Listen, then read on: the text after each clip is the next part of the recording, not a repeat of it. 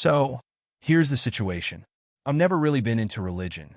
Growing up, my family didn't engage in church activities. My parents just weren't into it. I always thought religion was merely a way for people to sidestep their problems.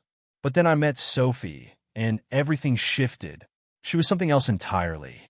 Coming from one of those deeply religious families, for her, attending church was as routine as brushing her teeth, something she did without a second thought. When we tied the knot, I didn't give her faith much thought. I loved her for who she was, and if going to church occasionally brought her joy, I figured it was a small price to pay. After all, how bad could it be to sit through a few dull sermons if it meant keeping the peace in our marriage? At first, everything seemed fine. Our marriage felt strong, or at least I convinced myself it was. I worked as a construction project manager, putting in long hours on job sites, while Sophie worked as a nurse at a local clinic. We led a quiet suburban life in Aspen Hill, where everything appeared normal, or maybe I was just fooling myself into believing it was. The church we attended was run by this energetic young preacher named Derek Lawson. He had this magnetic personality, always grinning and captivating his audience like a pro. Sophie adored him. After church, she'd come home glowing, raving about how his sermons changed her life and how she felt this deep connection with God. As for me, I thought he was full of hot air, just recycling the same tired cliches. But I kept my opinions to myself. Sophie was happy, so I went along with it. But then, things began to shift. I noticed Sophie was spending an increasing amount of time at the church. It started with just a few extra hours on Sundays for volunteering and whatnot. No big deal, right? But then it escalated to every night, Bible studies, meetings, planning church events. And when she wasn't there, she was talking about it nonstop. Honestly, it felt like she was obsessed. I held my tongue at first, thinking it might just be a passing phase. People go through odd stages sometimes, right? But it didn't subside. It only got worse. She started coming home late, sometimes after midnight, claiming she was helping Derek with church-related tasks. I might not be the sharpest tool in the shed, but I didn't want to become that guy, the paranoid husband jumping to conclusions without any solid proof. So I let it slide, convincing myself it was fine as long as she was doing something meaningful. Then came that one night, one moment that flipped everything upside down. I suggested a weekend getaway, for just the two of us, a chance to reconnect like we used to before the church madness took over. But she outright rejected my proposal, insisting she had unmissable commitments at the church. Seriously? She couldn't spare 2 days for her husband because of some church activity? That's when I knew something was definitely wrong.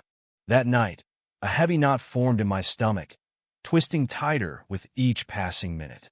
I couldn't shake the feeling that something was amiss. Maybe it was Derek, or maybe it wasn't. But I knew there was definitely more going on than she was admitting.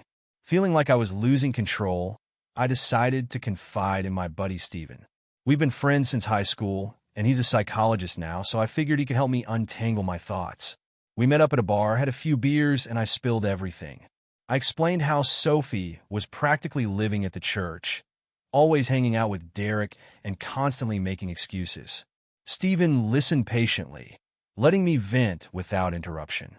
Then he advised, "Look, man, you need to talk to her. Open up a real conversation. Maybe it's nothing, but if you let this simmer, it's only going to escalate." He was right. I knew that much. I had to confront her, but the thought of it made my stomach churn. So I took his advice. The next evening, I sat Sophie down, trying to maintain a calm and reasonable demeanor. I expressed my worries, telling her it felt like she was drifting away, that Derek might be occupying too much of her time. That's when she turned defensive, really defensive. She flipped the script, making me feel like I was the issue, accusing me of failing to respect her spiritual journey. She looked at me as if I were just an obstacle in her quest for enlightenment. And, of course, Derek came up.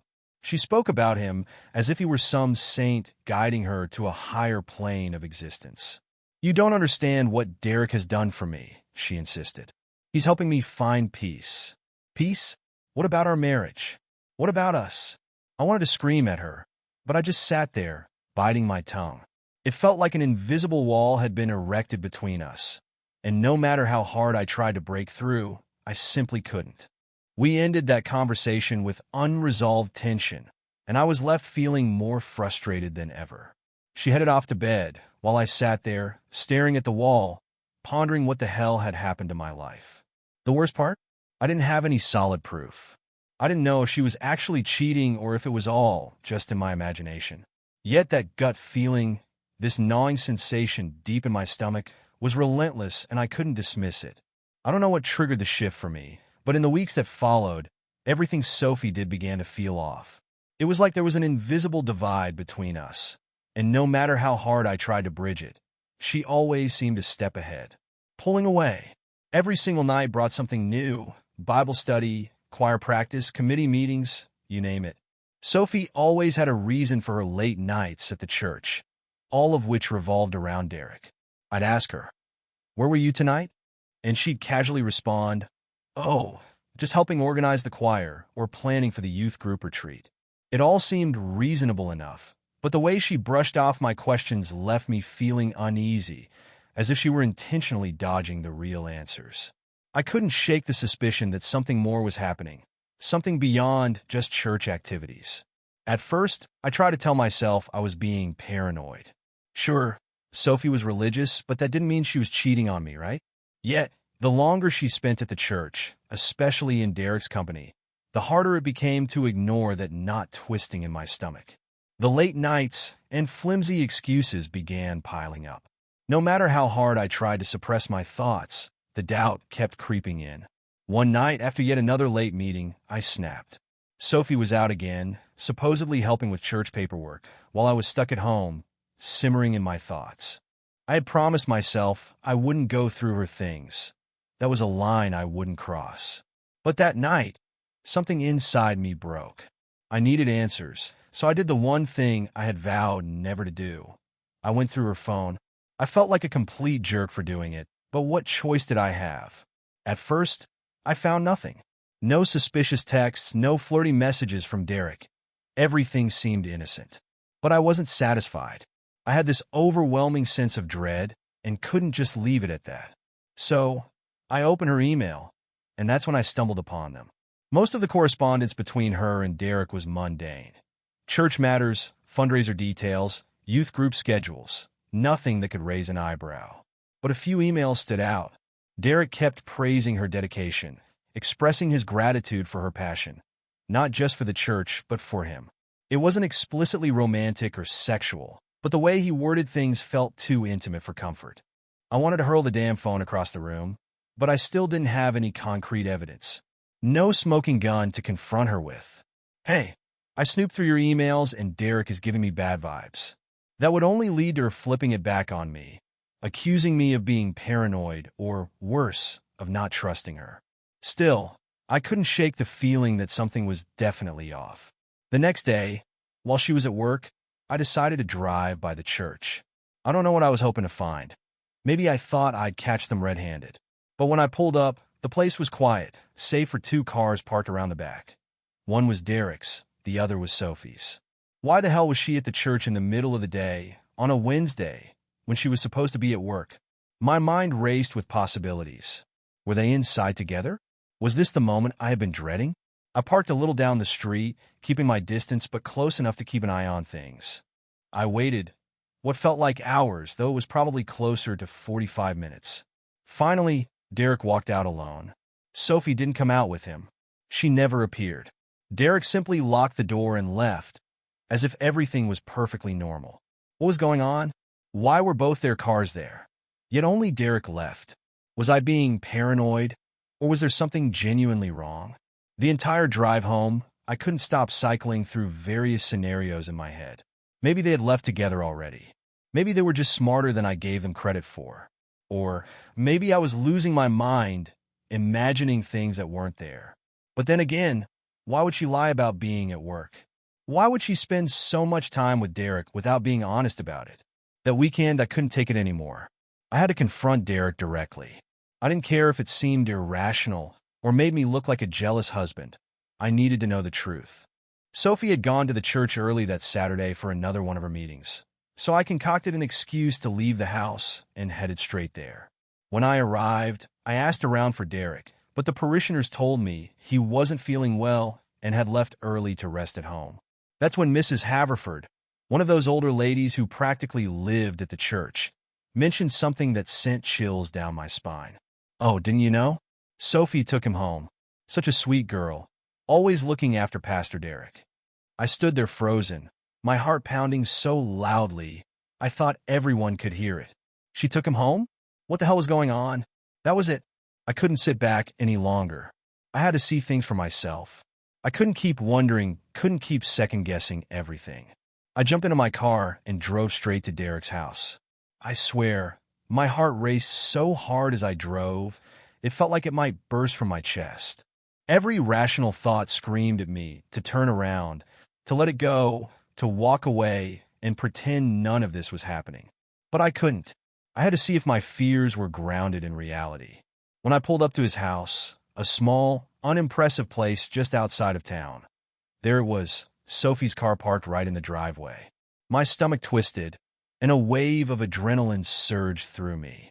Every fiber of my being screamed for me to flee, to escape before I did something I'd regret. But I was too far gone. There was no turning back now. I stepped out of the car, my legs shaky as I approached the door. As my hand hovered over the doorknob, I suddenly heard it. At first, it was faint, whispers or maybe soft laughter, but then it sharpened. Two unmistakable moans, low and clear. There was no denying what was happening inside. My world crumbled in that moment. I froze, gripping the doorknob so tightly my knuckles turned white. I was at a loss. Part of me wanted to kick the door down and tear that place apart, while another part just wanted to run. Run as far away as possible and never look back. But I was paralyzed. I couldn't breathe, couldn't think. Then something snapped within me, and without a second thought, I slammed my shoulder into the door, which burst open with a deafening crash. The noise startled them. Sophie and Derek, caught in the act, sprawled together on the couch as if they were in their own little world. Her clothes were half off, his shirt unbuttoned, and they froze, staring at me like I was a ghost. For that fleeting moment, the room fell silent, as if time itself had come to a halt. I couldn't believe my eyes. Deep down, I had sensed something was amiss, but witnessing it firsthand shattered any remaining hope I had. The betrayal hit me like a ton of bricks, knocking the breath from my lungs. I stood there paralyzed while my mind raced and my body moved on autopilot. Before I knew it, I charged at him. My fist connected with Derek's jaw with such force that I felt the bones crack beneath my knuckles. The sound of the impact was sickening as he crumpled to the floor like a rag doll. Sophie screamed, jumping off the couch and trying to pull me back, but I didn't care. I couldn't even hear her. All I saw was him, this smug, self-righteous jerk who had wormed his way into my wife's life and, apparently, her bed. I wanted to rip him apart. I wanted him to feel the same pain he'd inflicted on me. For a brief moment, I didn't care about the consequences. I just wanted him to suffer. "Jack, stop!" Sophie cried, tugging at my arm. Her voice barely registered, like background noise amid the chaos swirling in my mind. But I wasn't stopping. Not yet. I grabbed Derek by the collar, hoisting him halfway off the ground, ready to throw another punch. He was mumbling something, maybe begging me to stop or trying to apologize. I didn't care. I couldn't hear anything over the blood pounding in my ears. Then I looked at her. Sophie stood there, tears streaming down her face, her shirt barely covering her as she held out her hands, pleading for me to stop. In that moment, I saw her for who she truly was. Not the woman I had fallen in love with, but a liar, a cheat, a complete stranger. As much as I loathed Derek, I found myself hating her more. "I gave you everything," I spat, my voice trembling with rage. "I fucking trusted you. And this is how you repay me?" Her lips quivered, and she tried to speak, but no words came out, just more useless tears. I released Derek, letting him drop to the floor with a heavy thud. My hands trembled, bloodied knuckles aching. I could see the fear in Sophie's eyes as she took a cautious step back, uncertain of my next move. Hell, I wasn't sure what I'd do next either. "I'm done," I growled, my voice low and dangerous. "I'm fucking done with both of you." With that, I turned and stormed out, ignoring her cries, dismissing the pain in my chest. I climbed into my car and drove. The drive was a blur, just me gripping the steering wheel so tightly my hands went numb, my head spinning, my heart shattered into countless pieces. When I finally got home, the adrenaline began to fade, and the weight of it all crashed down on me.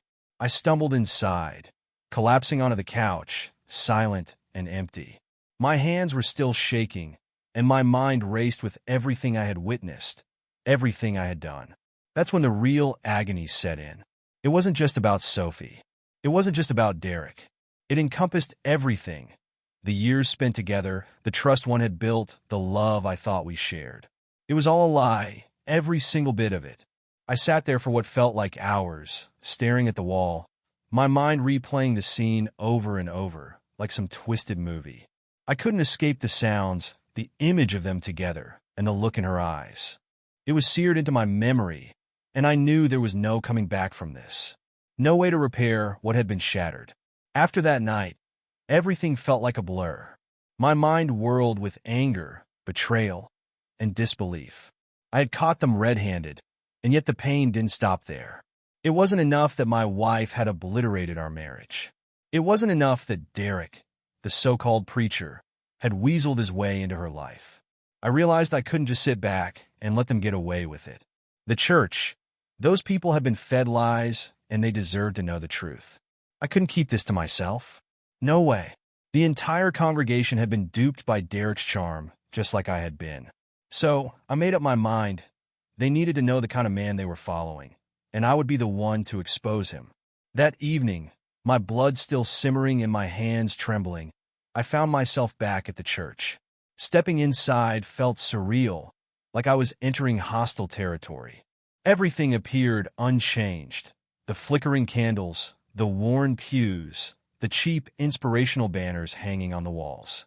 But I was no longer the same person. Not after what I had witnessed. Not after what they had done.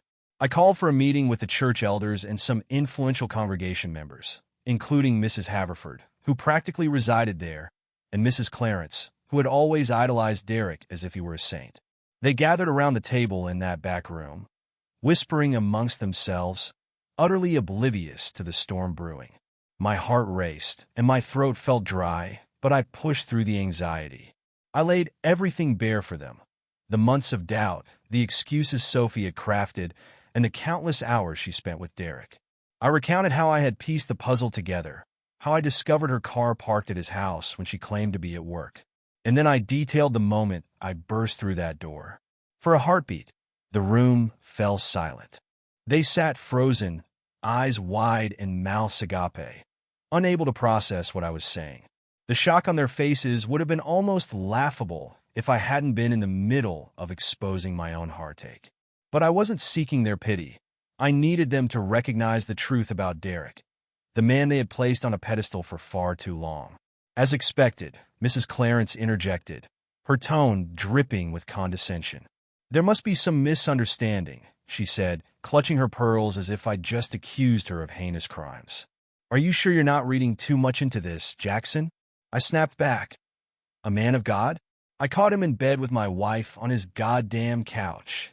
I watched as Mrs. Clarence paled, and the room's tension grew palpable. They wanted to deny it, to cling to their illusions, but the weight of my words was beginning to sink in. I wasn't there to play games. I was done with that. I laid it all out. Every raw detail from the sounds I'd heard outside the door to the shock on Derek's face when I delivered that punch. Mrs. Haverford, typically one to keep her distance from any drama, sat in stunned silence. For once, she had nothing to say. But the other elders began to grasp the reality of the situation. The atmosphere shifted from shock to outrage within minutes. You could almost feel the collective realization wash over them. They had been deceived. I didn't even need to say much more. The truth was now out, and there was no way to shove it back into a bottle. The following day, Derek was summoned for a meeting with the church elders. By then, word had spread like wildfire through the congregation. People were buzzing. Hell, I made sure of it. There was no way I was going to let this remain a secret. Derek tried to deny everything, of course, attempting to twist it into some miscommunication. But no one was buying it. I had laid everything bare. The final nail in his coffin? Sophie. When they questioned her, she cracked. Maybe it was guilt gnawing at her. Or maybe it was the immense weight of the truth finally crashing down. But she confessed. She revealed every sordid detail. It didn't take long after that. Derek was stripped of his position, publicly disgraced, and excommunicated from the church. The fallout was merciless. This was no ordinary scandal. This was a man who had preached righteousness and purity, ingratiating himself into the hearts of the community. And it turned out he was nothing but a fraud. People left the congregation in droves, while those who stayed were too ashamed to meet each other's gaze. It felt as if the very soul of the church had been ripped out and trampled. As for Sophie, she faced her own reckoning. It's ironic how tight-knit these religious communities are.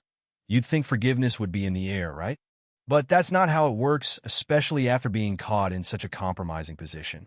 The women who had once gossiped with her after Sunday service wouldn't even meet her eyes anymore. Mrs. Clarence, who had always acted like a maternal figure, turned her back completely. I heard she labeled Sophie a disgrace to womanhood, throwing around her holier-than-thou judgments. Sophie attempted to make amends, of course. She tried to apologize, to explain her actions, but nobody wanted to listen. The damage had been inflicted.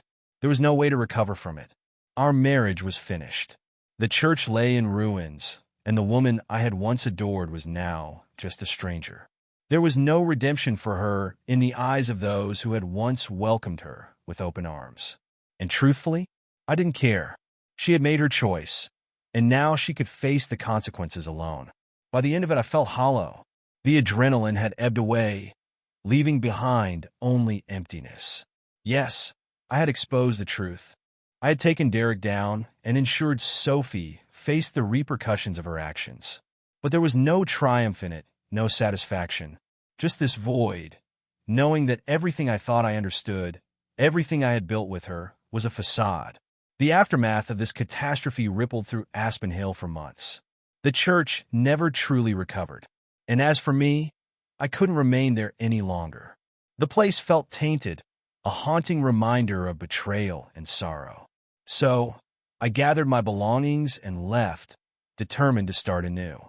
Away from the church, away from Sophie, away from the wreckage they both left behind.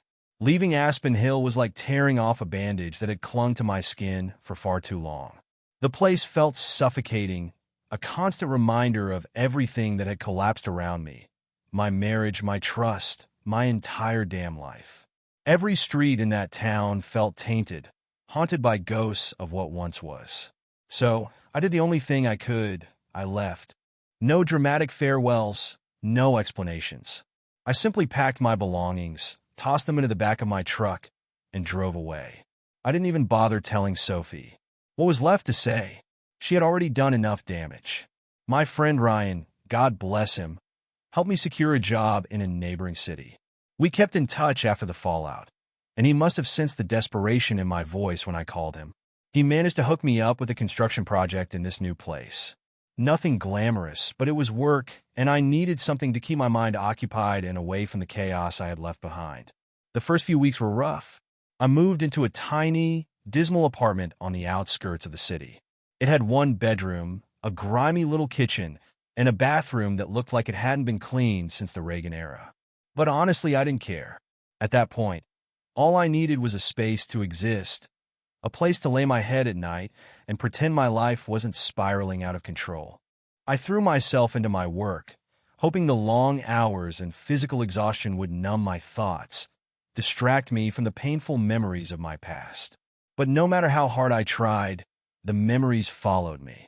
Each night, as I lay down to sleep, it felt like a replay button had stuck in my mind, forcing me to relive that moment at Derek's house over and over again.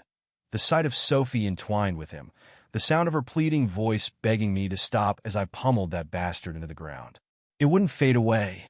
In the darkness, I'd stare at the ceiling, fists clenched, reliving every argument, every deceit, every time she chose him over me. I couldn't sleep. I couldn't stop fixating on what I had lost, what had been stolen from me. My marriage was over. My trust lay shattered. Any faith I had in people, in relationships, even in myself was gone. Nights were the worst. I'd lie awake, consumed by thoughts of everything I had done wrong and everything I had failed to see. I wondered if I had missed any signs, if I could have stopped it somehow. But I knew that was a rabbit hole I couldn't afford to enter. Not unless I wanted to drown in a sea of what-ifs. The days were slightly better, providing a distraction for a while. But eventually, I found myself slipping back into my own head, replaying the same memories and reopening old wounds. I recognized it wasn't healthy. But when your entire life crumbles, what's left?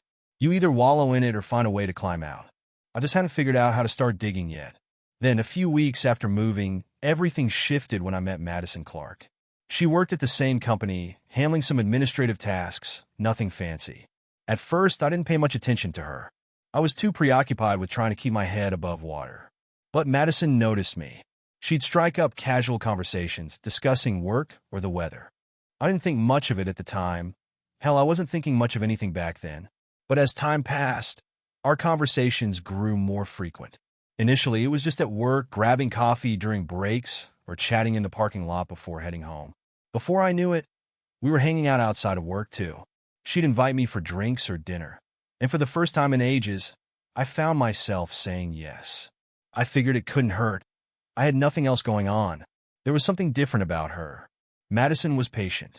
She didn't pry or try to fix me. She simply listened. She had this warmth that I hadn't realized I was missing. It was as if she sensed my brokenness but didn't expect anything from me in return. At first, I kept her at arm's length. After everything I had endured, I wasn't eager to jump into another relationship. But Madison persisted. She had her own battles. She shared bits and pieces of her life with me. Not in detail, but enough for me to understand that she understood real pain. Not just the kind you complain about to friends over brunch, but the kind that tears your life apart and still leaves you struggling to get out of bed in the morning. We began to spend more time together, initially as friends, but gradually it morphed into something deeper. I didn't even see it coming, not at first. Before I knew it, she became a constant presence in my life, a glimmer of light in the overwhelming darkness. She didn't pressure me to open up or demand explanations for my behavior. She simply existed alongside me, and that was enough. Eventually, I let my guard down. I opened up to her about Sophie, about Derek, about everything that had happened back in Aspen Hill. I don't know why I expected her to react differently. Maybe I was looking for pity or judgment, but what I received instead was understanding. She didn't urge me to move on or suggest that things would improve. She just listened. That's when I realized something unexpected. I was healing slowly, piece by piece, without even realizing it.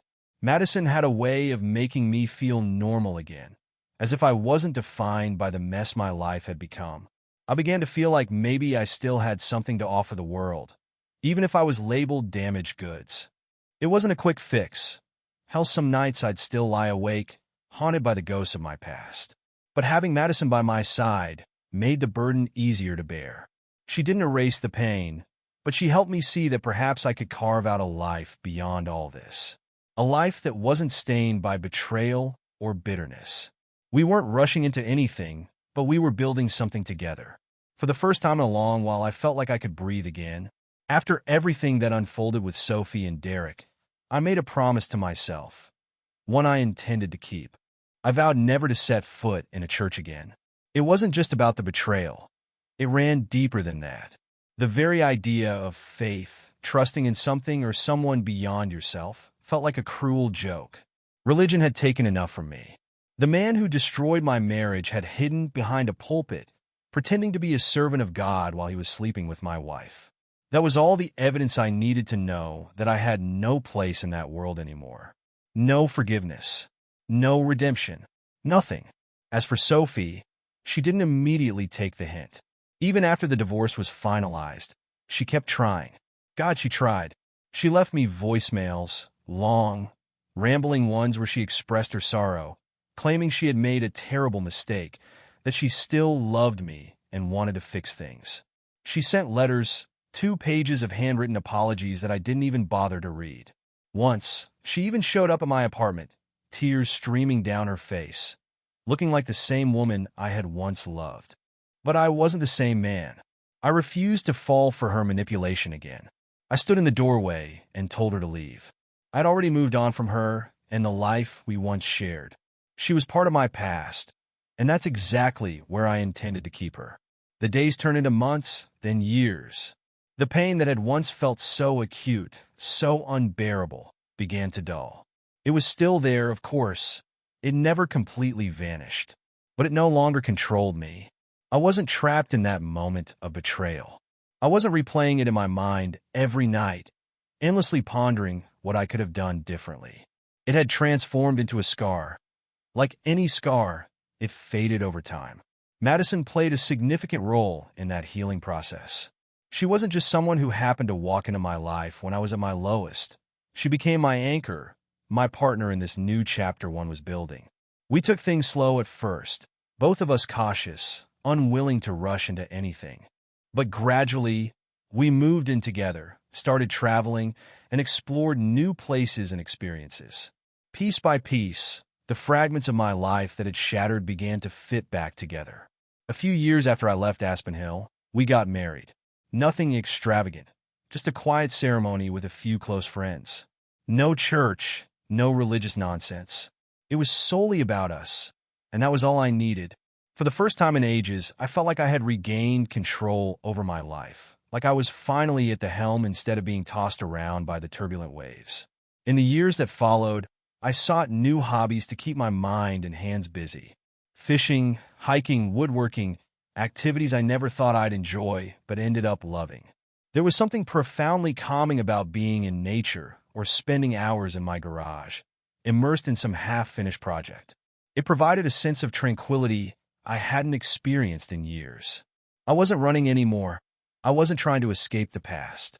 I was simply living, and during those moments, whether I was out on a boat with Madison or standing by a mountain stream with a fishing rod in hand, I realized something significant.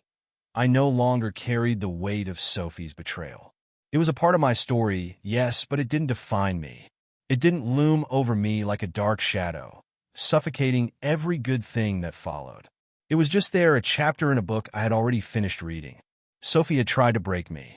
Whether intentionally or not, she had shattered our marriage. For a while, it felt like she had shattered me too. But years later, standing beside Madison, having built a life on my own terms, I knew she hadn't won. Betrayal had torn me apart, but it had also pushed me to rebuild and find something better. And I had. I wasn't the same man who had stormed into Derek's house all those years ago, fists clenched and ready to tear the world apart. That guy was gone. In his place stood someone who had faced the fire, endured the burn, and emerged stronger on the other side. As for the church, I turned my back on it, and I didn't regret a single moment. I wasn't interested in sermons or forgiveness or any of that nonsense. What I discovered was far more valuable, a renewed faith in myself and the possibility of new beginnings. Even when everything seemed lost, I could see that betrayal was merely a part of the story, not the end. It had once ripped my life apart, but it also led me to a place of peace and healing that I never thought I'd find. I don't hold any illusions about life being perfect. Shit happens. People lie, cheat, and break your heart. But I'm not that broken man anymore. I'm not defined by what happened to me. In the end, I found something far more meaningful than I ever thought possible. And that's what I'll hold on to.